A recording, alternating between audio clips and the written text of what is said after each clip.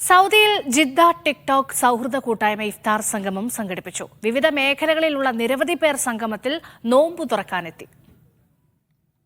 ജിദ്ദയുടെ വിവിധ ഭാഗങ്ങളിലുള്ള മലയാളികളായ ടിക്ടോക്ക് വ്ലോഗർമാരാണ് ഇഫ്താർ സംഗമം സംഘടിപ്പിച്ചത്.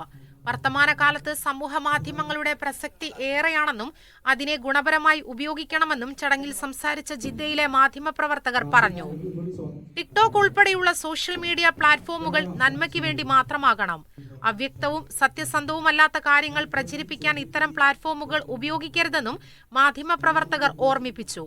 പ്രവാസം അവസാനിപ്പിച്ച് നാട്ടിലേക്ക് മടങ്ങുന്ന അബ്ബാസിന് ചടങ്ങിൽ യാത്രയയപ്പ് നൽകി.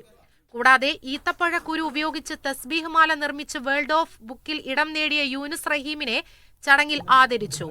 ജിദ്ദയിലെ ഗായകൻ നൂഹ് ഭീമാപള്ളി ടിക്ടോക്ക് കൂട്ടായ്മയുടെ ലോഗോ പ്രകാശനം ചെയ്തു. സാമൂഹിക മേഖലയിലുള്ളവരും പരിപാടിയിൽ സംബന്ധിച്ചു. ഹംസ തുവൂർ, നവാസ് തുവൂർ, അലി മങ്കട തുടങ്ങിയവർ പരിപാടിക്ക് നേതൃത്വം നൽകി. Media 1 Jeddah.